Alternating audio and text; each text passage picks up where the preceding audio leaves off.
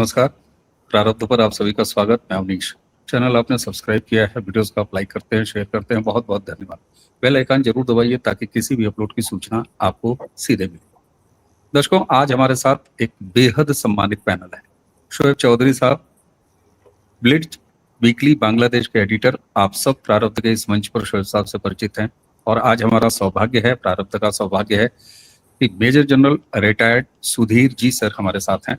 बहुत बहुत स्वागत आप दोनों का। प्रणाम सर, नमस्ते। नमस्ते नमस्ते। सुधाकर जी, मेरा नाम है Sudhakar ji. Sir, I am so sorry. दर्शकों, आइए शुरू करते हैं। और आज भारत और बांग्लादेश, इन दोनों के जो ऐतिहासिक संबंध रहे हैं 71 में बांग्लादेश के बनने के बाद और यूनुस की सरकार आने तक, उसके बाद से एक दूसरे तरह का चरित्र हमें भारत और बांग्लादेश के संबंधों में देखने को मिल रहा है। बड़ी सारी बातें हमने शोएब साहब के साथ की हैं, लेकिन अननोन गनमैन जो हमें पाकिस्तान की तरफ से सुनाई देता था, हालांकि ये अनाधिकारित बातें ही होती हैं और हम वहीं तक रहेंगे, लेकिन फिर भी हमारे पास शोएब साहब का एक ट्वीट आया। मैं चाहता हूं कि वो ट्वीट दर्शकों आपको भी दिखाऊं और उसके बाद फिर हम बातचीत शुरू करें।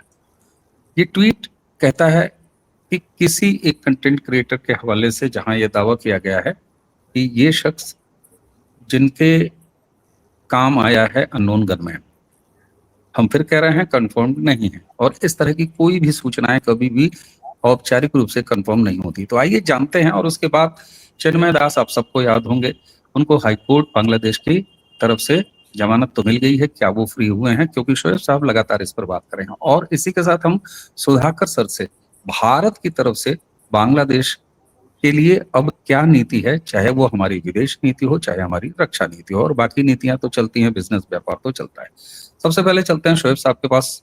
शोएब साहब, ये ट्वीट जो आपने किया है वो क्या बता रहा है सर? थोड़ा इसकी डिटेल बताएं। बहुत बहुत धन्यवाद अवनीश भाई। पहले तो मैं कहना चाहता हूँ कि आज हमारे खुशकिस्मती है कि हमारे आदरणीय major general Sudhakar ji sir से स्क्रीन शेयर करना है। मैं I am personally very grateful to him for many reason. अभी जी, ये ट्वीट के बारे में आप बात कर रहे हैं, इसके नाम है अताउर रहमान विक्रमपुरी। इसने 122 हिंदू लड़कियों को अबडक्ट किया, अपहरण किया, 122। और इसकन के खिलाफ, हिंदुओं के खिलाफ जितने बयानबाजी बांग्लादेश में हो रहा है, इसमें ये लीड कर रहा था। ये मुफ्ती जसीमुद्दीन रहमानी की चेला है और ये मुफ्ती हारून इजहार का भी चेला है। प्लेन वर्ड में अगर कहना है तो ये लश्कर तैयबा से रिश्ता रखते थे। अभी ये बंदा जो है, आप जानते हैं किसी दिन पहले ये जो गाईबंधा में सनातन कॉम्प्लेक्स में जो इसको लेके जो हंगामा हुआ, इसके भी पीछे ये थे अताउर रहमान विक्रमपुरी। तो आपने जैसे कहा कि एक प्लेटफॉर्म में ऐसी खबर आया कि अताउर रहमान विक्रमपुरी से अननोन गनमैन की मुलाकात हो गई और वो कंटेंट क्रिएटर ने दावा किया कि उनके पास वीडियो एविडेंस है ये मुलाकात की। मुझे हमारे पास अब तक कंफर्मेशन है नहीं। एक वजह है कि हमने ये अताउर रहमान विक्रमपुरी का फेसबुक पेज में किया था और मैंने देखा कि वहाँ अभी तक पोस्ट हो रहा है, लेटेस्ट पोस्ट है।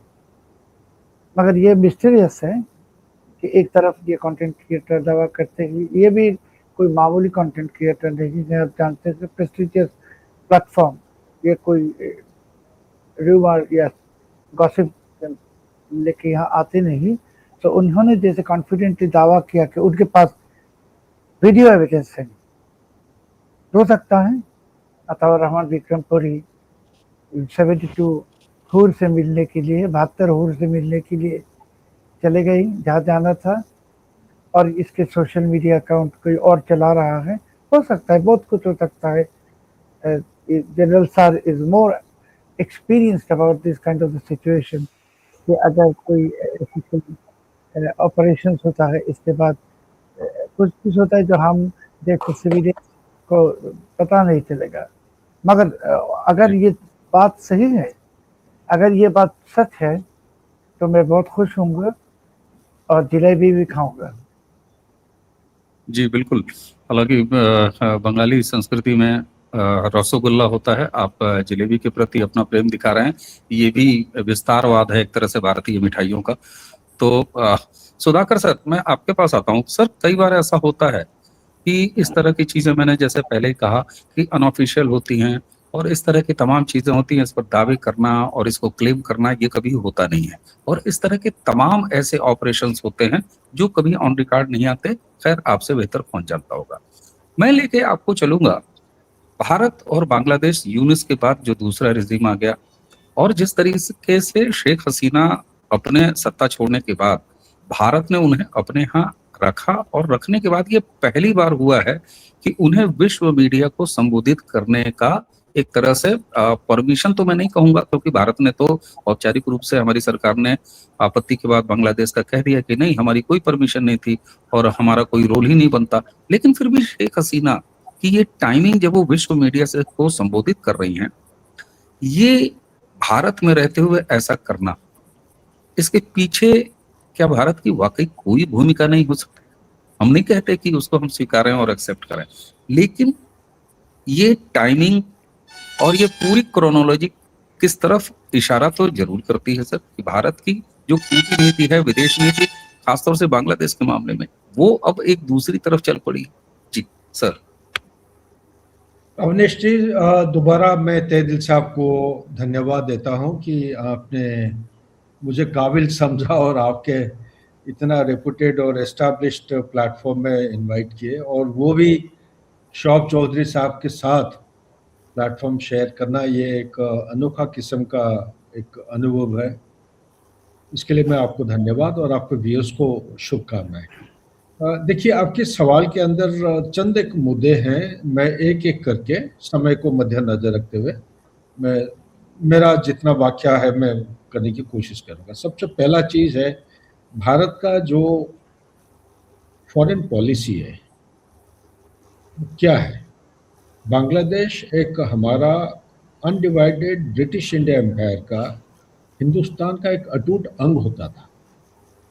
धीरे धीरे धीरे धीरे आप देखिए, पार्टीशन के बाद लिबरेशन, पार्टीशन हुआ 47 में, उसको ईस्ट पाकिस्तान कहने लगे, फिर उसके बाद 71 में लिबरेट हुआ, और 71 लिबरेशन के दौरान बहुत सारे लोग, करीब कहते हैं कि 3 मिलियन लोगों का मर्डर किया गया था, और करीब 5 से 700,000 औरत और लड़कियों की रेपिंग हुई है। तो एक किस्म का जेनोसाइड ये माना जाता है। लेकिन इसके बावजूद भी शेख हसीना के टाइम में 15 साल का समय भारत के साथ बहुत अच्छा रिश्ता रहा। हमारा जो सबसे बड़ा चुनौती है, ये नॉर्थ ईस्ट का जो इंसर्जेंसी मूवमेंट हो रहा था, उल्फा की बात करिए या और कोई जो सेशनिस्ट प्रभाव और इरादे के साथ जो हरकत करते थे, उनके ऊपर उन्होंने काफ़ी सख्त पेश आए थे। और भारत का कोई सालों से, पर्टिकुलरली 2008 से लेके अभी तक, इसको हम बोलते हैं कि neighbourhood first policy. Neighbourhood first policy मैं कहूँगा, ये नरेंद्र मोदी साहब जब से प्रधानमंत्री हुए हैं, इसका एक पहलू सामने आ रहा है कि ये नेबरहुड पॉलिसी, मतलब उसको आप मान के चलेंगे कि ये भारत का जैसा एक, हमारे लोग हैं, भाषा वही है, जमीन भी एक था हमारे एक समय में, और हमारे जो जाति, जो कास्ट, सब कास्ट है, उनके साथ मिलते रहता है, खाना पीना चलन सब कुछ ये रहता है। लेकिन नेबरहुड फर्स्ट पॉलिसी का मतलब, जितना मेरे को समझ में आता है, कि प्रायोरिटी, पहले जो प्रायोरिटी नहीं दिया जाता था वो प्रायोरिटी दिया जाए।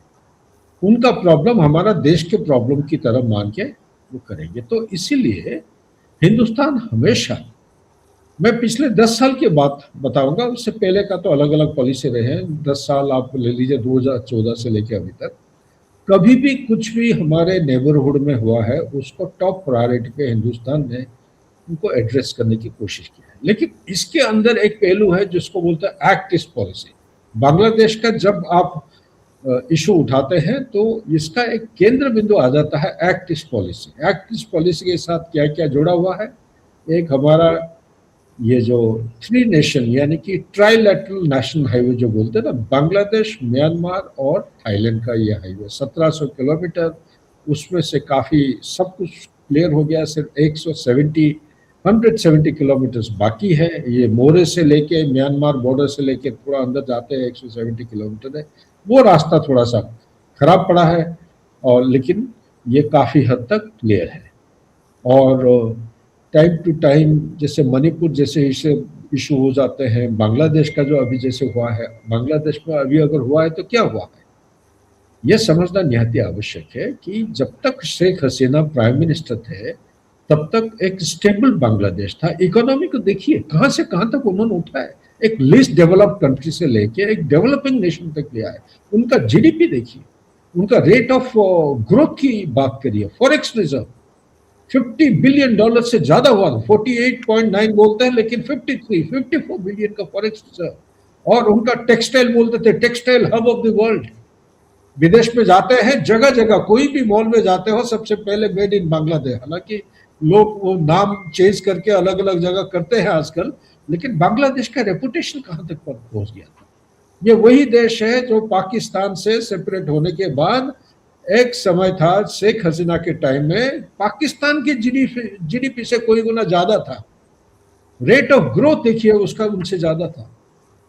और ये between Pakistan and Bangladesh population देखिए, अगर पॉपुलेशन देखते हैं हाई डेंसिटी पॉपुलेशन, हालांकि पाकिस्तान का पॉपुलेशन ज्यादा हो सकता है 25 करोड़ के करीब, इनका 17 करोड़ है, लेकिन 17 करोड़ छोटी जगह के अंदर low lying area, riverine terrain, उसमें और दरिया का जो प्रभाव है वो धीरे धीरे बढ़ती आ रही है अंदर। इसके दौरान हुआ क्या है कि चंद एक चीजें, एक बांग्लादेश एक जमीन बन गया स्ट्रेटेजिक राइवलरी का। राइवलरी किसके? एक चाइना। चाइना धीरे धीरे धीरे धीरे $38 बिलियन 2000 बोलते हैं 2015 में उन्होंने कमिटमेंट किया था बांग्लादेश के लिए। 38 बिलियन में से ओपन सोर्स में आपको मिलेगा 12 से 15 बिलियन जो है जमीन पे ग्राउंड पे कमिट कर रखे। एक्चुअली ये 20 से 22 बिलियन डॉलर ऑलरेडी कमिटेड है। चाहे पद्मा नदी का ब्रिज की बात करिए आप, रेलवे लाइन या पाइपलाइन या थर्मल पावर स्टेशन या नेवल डॉकयार्ड। कुतुबदिया एक जगह का नाम है, चित्तगोंग पोर्ट के पास कुतुबदिया में, वहां पे जैसे हम अभी बात कर रहे हैं वहां पे चाइना, मेरे सोर्स के मुताबिक 3 चाइना की सबमरीन ऑलरेडी डॉक कर रहे हैं डीजल बेस्ड। इसी तरह चाइना को प्रोजेक्ट, थैंक गॉड और प्रोजेक्ट कैंसिल हो गया। एक सोनाडिया एक प्रोजेक्ट हुआ करता था, एनवायरमेंट की बरखिलाफ था, इसलिए उसको कैंसिल करके फॉर्चुनेटली अभी मातारबाड़ी में एक हो रहा है प्रोजेक्ट जिसको जापान लीड करके काम कर रहा है। लेकिन ज्यादातर आप देखेंगे आप बांग्लादेश की जो स्टॉक एक्सचेंज है, ये हमारा हिंदुस्तान का नेशनल स्टॉक एक्सचेंज गया था उधर बिडिंग के लिए, लेकिन वो आउटबिड कर दिया। स्टेट एंटरप्राइज बैंकिंग सिस्टम जो है चाइना का, उन्होंने आउटबिड करके स्टॉक एक्सचेंज को पूरा एकदम काबू में लिए हैं। और आप लिस्ट डेवलप कंट्री कोई भी देखेंगे विश्व में, गिने चुने, मेरे ख्याल से बांग्लादेश के अलावा कोई देश नहीं है जहां पे उनका नेवल रिसोर्सेज को मल्टी डायमेंशनल, यानी इसको कहते हैं 3 डायमेंशनल फोर्सेस में कन्वर्ट किया गया है। और हर एक ट्रेनिंग एक्टिविटी हो।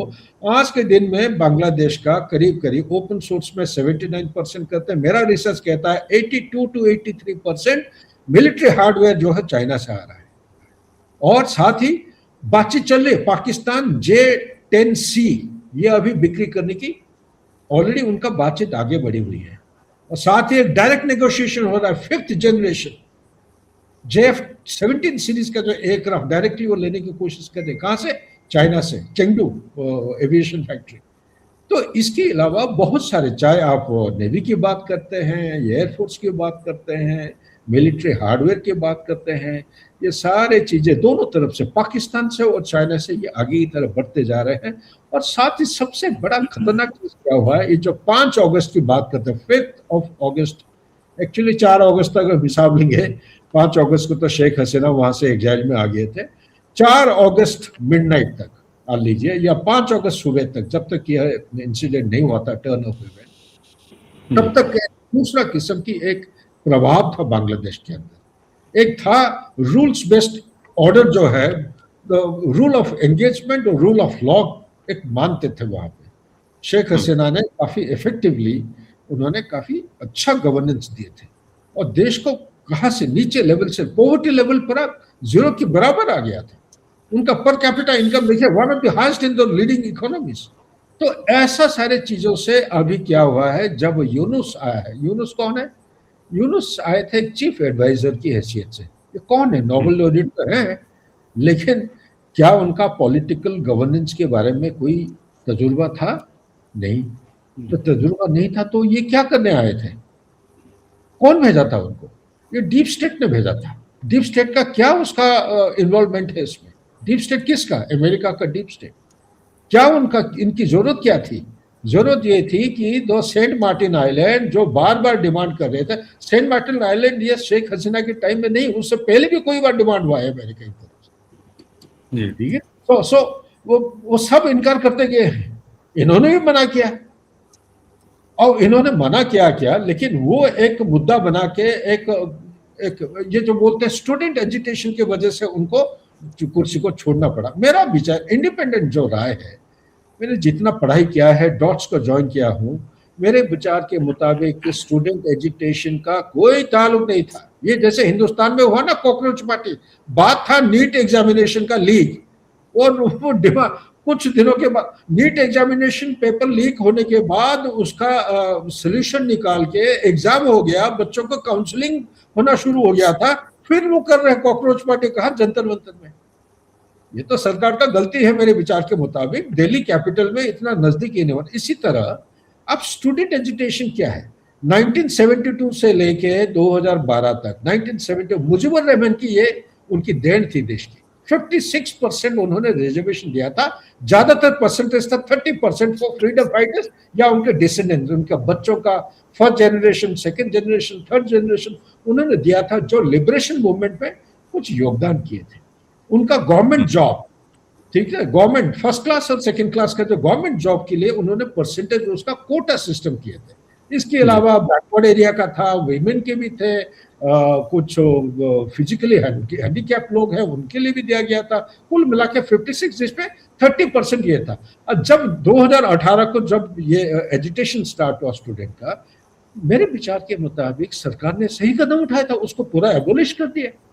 बात यह अलग है कि हाई कोर्ट में मामला गया, हाई कोर्ट ने क्या किया, 2024 जून के महीने में, नहीं अक्टूबर के महीने में, 4 अक्टूबर मेरे ख्याल से 2024 को हाई कोर्ट ने उसको रेस्टोर कर दिए। वो एबोलिश किया था, सरकार तो सही कदम उठाया था। हाई कोर्ट में नहीं ये वही रहेगा, फ्रीडम फाइटर्स को मिलेगा। इसमें शेख हसीना का क्या गलती है? हाई कोर्ट ने करते दिया, लेकिन स्टूडेंट एजुकेशन इतना बढ़ते गया, इतना इंटेंसिफाई होता गया, सुप्रीम कोर्ट के पास कोई रास्ता नहीं था।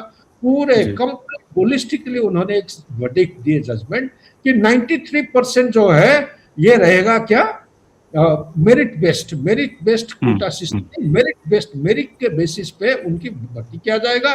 बाकी 5% उन्होंने दिया था ये फ्रीडम फाइटर के लिए, जितना मेरे को समझ में, ठीक है नहीं। तो इसमें शेख हसीना का क्या गलती? बीच में मैं कहीं पढ़ रहा था, कोई किताब किसी, इन्होंने अपने इनिशिएटिव लेके स्टूडेंट्स को बुला के बातचीत कर रहे थे उनके साथ।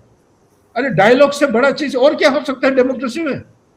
बिल्कुल। तो इसलिए मेरे को तो कुछ ये, अच्छा दूसरी बात देखिए, चलो एक हर देश का एक आर्मी होता है, पाकिस्तान तो अलग है, पाकिस्तान का आर्मी के एक देश है, वो कहावत में हकीकत में वही है। बांग्लादेश का जो आर्मी है, मैं जहां जहां पढ़ता हूं, मुझे भी कभी मेरे अच्छे दोस्त हैं, ये हमारे ही लोग हैं, हमारे भाषा बोलते हैं। मैं एनडीसी किया हूं, मेरा सीनियर कमांड, स्टाफ कॉलेज, जगह जगह जहां पे आर्मी में हम कोर्स किए हैं, मैं खुद बांग्लादेश भी गया हूं, खुद डील किया हूं सब्जेक्ट। इतने अच्छे लोग हैं, लेकिन मुझे विश्वास नहीं हो रहा, अभी भी मेरा दिल नहीं जी मान रहा है, ये कहीं ना कहीं ये कॉम्प्रोमाइज हो गया है, कहीं ना बिल्कुल कहीं कॉन्स्पिरेसी का एक एक अंग बन गया है ये। जी तो मोटे जी तौर पे निचोड़ में यही कहना चाहता हूं, ये कॉन्स्पिरेसी था, जानबूझ के उन्होंने हटाया, क्योंकि मेन कारण था कि ये सेंट मार्टिन आइलैंड, अभी कोई कह रहा अमेरिका ऑलरेडी कब्जा कर रखा है, वहां पे हवाई जहाज लैंड हो रहे हैं, कितना सच है कितना झूठ है शोएब साहब को पता होगा। मेरे विचार के मुताबिक शायद ये अभी तक गया नहीं है, लेकिन अमेरिकन ट्रूप्स वहां पे ऑलरेडी मौजूद है। और इसके अलावा और क्या है, और यह सबसे इंटरेस्टिंग बात है कि जहां जहां पे चाइना का ऑलरेडी प्रभाव बढ़ती गई है, 38 बिलियन छोटा मोटा अमाउंट नहीं है, बहुत बड़ा अमाउंट है सर, बिल्कुल। वे ऑफ लाइफ के ऊपर बदलाव लाता है। लेकिन सबसे इंटरेस्टिंग बात, मेरा जो डिडक्शन मैं अभी कहने जा रहा हूं, कि अभी तक क्या था, strategic rivalry between China and USA. USA को बोलते हैं ना, better late than never. USA को झटका लगा है, उनको एहसास होने लगा कि एक एक सुप्रीमेसी अथॉरिटी को एंजॉय करने के लिए उनको उनको एक एक्शन लेना पड़ता है, रिस्पॉन्सिबिलिटी निभाना पड़ता है। सो उन्होंने देरी से आए हैं बांग्लादेश में, लेकिन ये देरी के बाद उनका फॉरेन पॉलिसी में बदलाव होने लगा है। आप नेशनल सिक्योरिटी स्ट्रेटेजी 2025 जो नवंबर को रिलीज हुआ है, यूएसए का मैं कह रहा हूं, उसको अगर पढ़ेंगे तो वो भी पढ़ के आप बड़े ताजुब होंगे कि जो चाइना को पिछले कोई सालों से 2 डिकेड से ज्यादा है, उन्होंने बार बार बताया कि ये नंबर 1 एनिमी है जिसको कंटेन, काउंटर और कंटेस्ट करेंगे, ठीक है नहीं। सो ये एक, लेकिन ये पहली बार एक डिपार्चर है, पिछले 20-25 साल से जो उनका स्टांस था वहां से डिपार्ट करके अभी आजकल उन्होंने ये कहा है कि नहीं, चाइना के साथ हम कंटेस्ट नहीं करेंगे, ना कंटेन करेंगे। हालांकि अंदरूनी है, चल रहा है, वो कंपटीशन है, पेट्रो डॉलर का गेम चल रहा है, वो चलेगा, लेकिन वो धीरे धीरे उसको पुश बैक करने की कोशिश कर रहे हैं। अभी बांग्लादेश में एक नया टर्न ऑफ इवेंट हो रहा है, जो ओपन सोर्स मीडिया अभी तक बताया नहीं अभी तक, वो है एक स्ट्रेटेजिक कन्वर्जेंस, टेक्नोलॉजी, जियोपॉलिटिक्स, एक कन्वर्जेंस। मेरे को एहसास होने लगा है कि कहीं ना कहीं चाइना और यूएसए ये हाथ मिला रहे हैं। हाथ किस लिए मिला रहे हैं? अगर 14-15 मई 2026 का जो समिट हुआ था डोनाल्ड ट्रंप और जी के बीच में, समिट के दौरान जी ने दूसरी बार 2013 को उन्होंने बैंक्वेट हॉल में एक स्पीच दिए थे, वहां पे डीसी वॉशिंगटन में। उन्होंने एक टर्म यूज किया था, थ्यूसिडाइड डॉक्ट्रिन या थ्यूसिडाइड ट्रैप। उन्होंने डोनाल्ड ट्रंप को याद दिलाया कि हर चीज जो है थ्यूसिडाइड ट्रैप के मुताबिक आप मत लीजिए। थ्यूसिडाइड ट्रैप क्या होता है? हुज थ्यूसिडाइड? थ्यूसिडाइड एक ग्रीक के हिस्टोरियन है, उन्होंने किताब लिखा था, जो किताब का जो सेंट्रल पैराडाइम ये कहता है कि कोई भी accomplished power will never allow any rising power to come near its footing। और कोई भी accomplished power होता है तो वो अपना सुप्रीमेसी अथॉरिटी हराना नहीं चाहेगा। और साथ ही उन्होंने क्लियरली बताया था कि नीड ऑफ द आवर, अभी विश्व में जरूरत क्या है, इतना geopolitical churn, loss of life, pandemic हुआ, यूक्रेन रशिया की लड़ाई, फिर ये हमास और इजराइल, फिर उसके बाद हिजबुल्ला, उसके बाद ईरान के खिलाफ लड़ाई।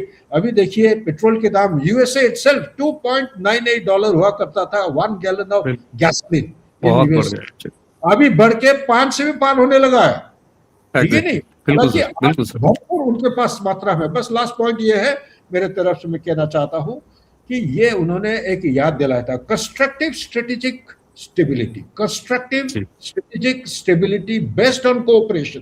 हालांकि जी कुछ कहता है और कुछ करता है, लेकिन जो कहने में है वो कह रहे हैं कि आप तो हर चीज, अमेरिका का एक ये बन गया, एक आदत बन चुका है, हर चीज को आप कन्फ्रंटेशनिस्ट एटीट्यूड से देखते हैं, हर चीज को आप डोमिनेट करना चाहते हैं।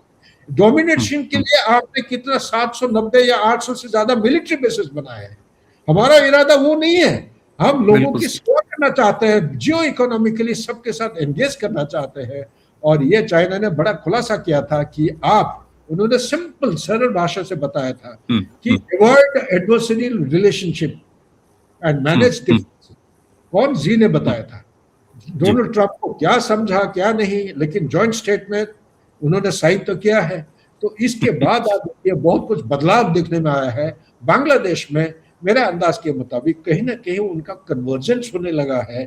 इस कन्वर्जेंस बड़ा खतरनाक हो सकता है हिंदुस्तान के लिए। मेरा सवाल यही पे आ रहा है जो स्वाब साहब का आपने पूछा था, अगर जी बांग्लादेश और यूएसए स्ट्रेटेजिक पार्टनर्स है, एलाई है, और आप एक ग्लोबल वॉर ऑन टेररिज्म का एक हिस्से हैं, एक अंग बने हुए हो, तो ग्लोबल वॉर ऑन टेररिज्म, ये जो जियाल हक के बात बता रहा हूं, अभिजीत को जो मर्डर किए, आप उसको कैसा, आपका जुडिशियरी, ये जुडिशियरी ने उसको सस्पेंशन ऑफ द कन्विक्ट जो है उसको कैसे कर सकते हैं?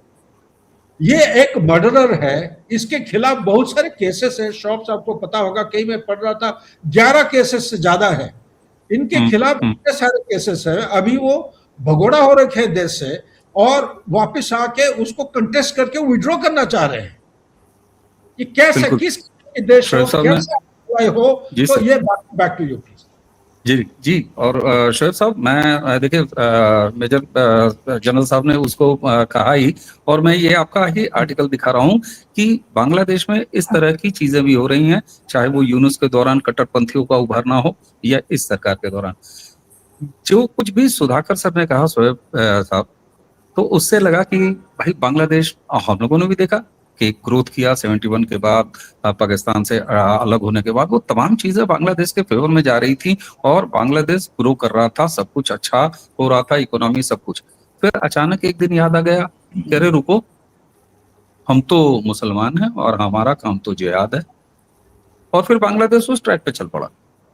ये परिवर्तन कहाँ से आया? और दूसरा, शेख हसीना को न सिर्फ भारत ने अपने पास शरण दी, बल्कि अब विश्व मीडिया को उन्होंने संबोधित भी किया। इसको लेके आपके यहाँ बहुत ज्यादा सरकारी लेवल पर है, समाज के लेवल पर क्या है ये मुझे नहीं पता, लेकिन यूएस और बांग्लादेश, और जैसा कि सुधाकर सर ने कहा कि चाइना भी अब दोस्ती दोस्ती खेल रहे हैं, उस बीच में अचानक भारत ने, मैं तो चलिए स्वीकार करता हूं, हालांकि सरकार ने कहा नहीं, लेकिन भारत ने अगर शेख हसीना को न सिर्फ अपने यहाँ रखा है, बल्कि अब वो विश्व मीडिया से संबोधित हो रही हैं, तो इसे भारत की कोई कूटनीतिक चाल के रूप में आप देखना चाहेंगे? और इसमें देखिए, जैसे जनरल साहब ने कहा कि यूएस डीप स्टेट कॉन्स्पिरेसी इन बांग्लादेश, तो अगर आप 1989 में ये जून 15 अप्रैल से लेकर 4 जून तक चाइना में जो हुआ था, सेम प्रोटेस्ट कॉन्स्पिरेसी, स्टूडेंट को इस्तेमाल करके, मगर तियानमेन स्क्वायर में चाइना ने उसको क्रश कर दिया और उसके वजह से आज चाइना ग्लोबल इकोनॉमी में डोमिनेट कर रहा है। हमारे बेटा हांगकांग में पढ़ाई की, और वो जो वहाँ पढ़ाई करते थे, हांगकांग में भी प्रोटेस्ट हुआ, और हांगकांग में इस तरीके से चाइना ने एकदम क्रैश कर दी प्रोटेस्टर्स को। अभी ये जो बांग्लादेश में या नेपाल में जो रेजिम चेंज हुआ डीप स्टेट की, एक्चुअली डीप स्टेट की असली मकसद है भारत, बांग्लादेश, नेपाल, ये सब पायलट प्रोजेक्ट है। और इसके बाद आप देखेंगे कि अभी भारत में आपके जो कॉकस पार्टी वगैरह जो चीज हो रहा है, ये same part of the conspiracy कि भारत को बर्बाद करना। आप ऐसे सोचिए नहीं कि ये नौकरी के लिए कर रहे या कोई एजुकेशन के लिए कर रहा है, ये सब बहाना है। ऐसा बहाना बांग्लादेश में भी बनाया,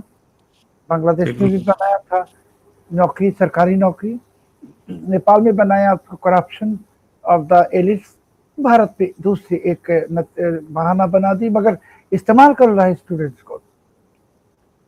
बांग्लादेश में जब ये रेजिम चेंज हो गया, उस वक्त हम लोगों को पता चला कि सामने तो स्टूडेंट्स थे सही, मगर ये स्टूडेंट्स कौन थे?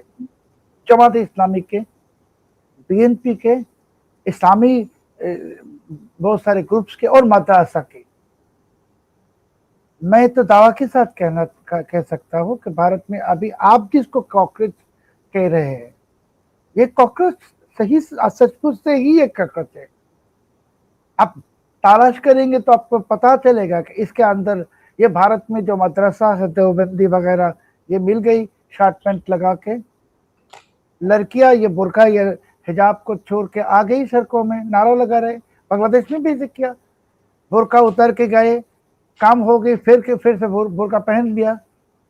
सो ये cockroach party is a conspiracy against India. दूसरी जो बात है कि जो अलकायदा की मेजर सैयद जियाउल हक के बाद, देखिए यूनुस ने ये रेजिम चेंज के बाद एक बात कहा न्यूयॉर्क में सितंबर 2024 कि वी हैव प्रेस द हमने रिसेट बटन प्रेस कर दी। रिसेट बटन यानी बांग्लादेश के इतिहास को बर्बाद कर दो, बांग्लादेश से को फिर से पाकिस्तान की तरह एक आतंकवादी मुल्क बना दो। बांग्लादेश भी 71 से पहले 1947 से लेके दिसंबर 16 1971 तक आतंकवादी मुल्क थे जब हम ईस्ट पाकिस्तान थे, और 16 दिसंबर से हम जब बांग्लादेश बने हम टेररिज्म को छोड़ के आए, पाकिस्तान के जो गुनाह है पाप है वो पाकिस्तान के पास भेज दिया। अभी फिर से ये कोशिश शुरू हो गई बांग्लादेश को पाकिस्तान बनाने की।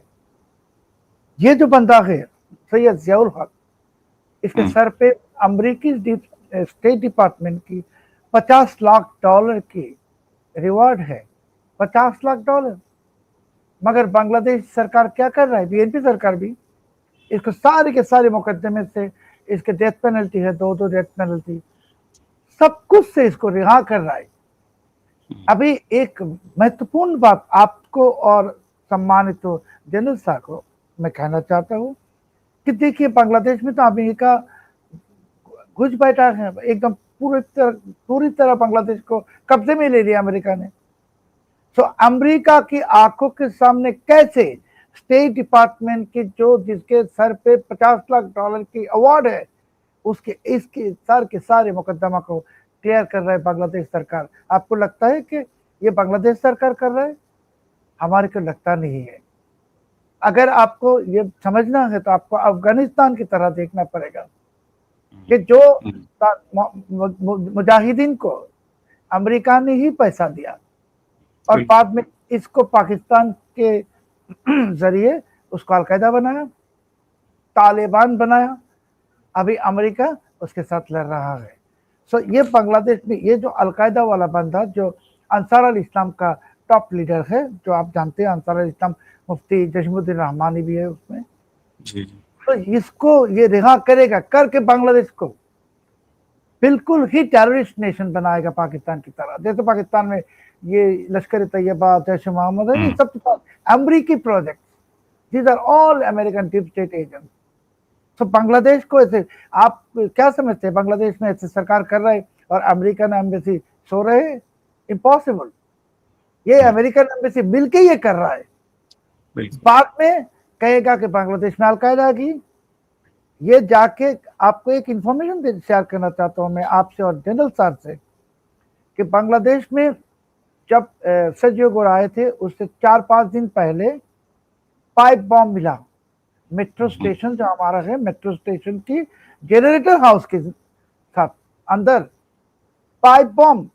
और उस वक्त हमारे बॉम्ब एक्सपर्ट्स ने पुलिस के कहा कि ये बांग्लादेशी बॉम्ब है नहीं, और जनरल सर भी जानते हैं, आप भी जानते हैं, मैं भी जानता हूं कि ये pipe bomb IED, high powerful IED, ये लश्कर तैयबा तैयार करता है, नहीं तो अलकायदा। इसके बाद प्रेशर कुकर बॉम्ब मिला लश्कर तैयबा का, एकदम सिग्नेचर बॉम्ब। कल रात भारत में एक कांड, हाँ भारत में एक कांड हो चुका है प्रेशर कुकर वाला, लश्कर तैयबा जी जी या जैश मोहम्मद। कल रात मैंने जब कहा बांग्लादेश सरकार को न्यूज में आर्टिकल में कि बांग्लादेश में फिर से टेररिज्म शुरू हो गया, ये हमास भी बांग्लादेश में घुस गई, मैंने कहा तो मुझको बुला के ले गई मिलिट्री इंटेलिजेंस, कहा कि आप देश के खिलाफ बात कर रहे। तो कल सरकार ने ही रेड अलर्ट दे दी कि टेररिस्ट अटैक होने वाला है बांग्लादेश में, टेररिस्ट अटैक, आई रिपीट। और उसने कहा टेररिस्ट बॉम्ब अटैक करेगा।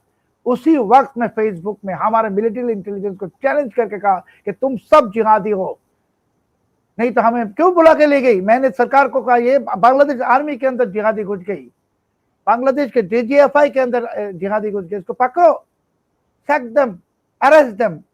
तो बांग्लादेश में ये जो कुछ हो रहा है it is absolute American deep state project.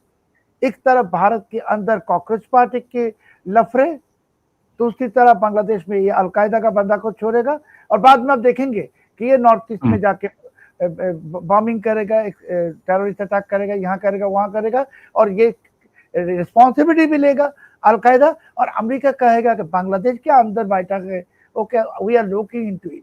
This is a big conspiracy against the whole Indian subcontinent. जी, अब हम तो कभी इंडियन सब कॉन्टिनेंट में पाकिस्तान को इंक्लूड नहीं करते। पाकिस्तान एक आतंकवादी मुल्क है। Bangladesh has always been a very much part of Indian subcontinent. So it's not a small thing. I am worried about this. निश्चित निश्चित ये चिंता की बात है। और दोस्तों, भारत और बांग्लादेश के बीच में ये जो लगातार नए डेवलपमेंट हुए हैं यूनुस के आने के बाद, शेख हसीना का रेजिम चेंज होने के बाद, तो ये बड़ा महत्वपूर्ण हो जाता है कि ऐसी कॉम्प्लेक्स रिलेशंस को कैसे समझा जाए। भाव से कभी भी विदेश नीति नहीं चलती। लेकिन एक चीज जरूर है कि जिस तरीके से गलबहियां या जैसे शोएब साहब कह रहे हैं कि यूएस ने तो पूरा कब्जा ही कर लिया है और एक तरह से रेडिकलाइज हो रहे हैं वहां के तमाम इंस्टीट्यूशंस, ये तो सेना पर भी कह रहे हैं। तो अगर ऐसी बात है तो फिर शेख हसीना, जिसको भारत ने अपने यहाँ रखा हुआ है और अब वो विश्व मीडिया में उतर रही हैं, संबोधित कर रही हैं, इसके क्या मायने हैं, इस पर एक और विस्तार से मुझे लगता है कि दर्शकों आपके ही सामने मैं ये बदमाशी कर लेता हूं। मैं आदरणीय सुधाकर सर और शोएब चौधरी सर, आप दोनों से ये रिक्वेस्ट करूंगा कि एक और चर्चा आप दोनों के समय अनुसार जब भी सुविधा हो, मैं अपने दर्शकों की तरफ से आपसे निवेदन करूंगा कि हमें जरूर समय दें, क्योंकि आधे घंटे में हमने केवल प्रस्तावना रखी है। एक दो चर्चाओं में हम भारत और बांग्लादेश के आज वर्तमान को मथेंगे और भविष्य को देखने का प्रयास करेंगे। तो दर्शकों, आज की चर्चा अब यहीं समाप्त करने की आप सभी से आज्ञा चाहेंगे। मेजर जनरल सुधाकर सर, आपने समय दिया, बहुत बहुत आपका आभार, धन्यवाद। शोएब सर, आपने समय दिया, आपका भी बहुत बहुत धन्यवाद। तो दर्शकों, इस वीडियो को जरा ज्यादा से ज्यादा बढ़ाइएगा और बहुत जल्द आप सबके सामने, चूंकि मैंने ये बदमाशी कर ली है, तो मैं समय लेके और इसका अगली चर्चा को लेके जरूर आऊंगा।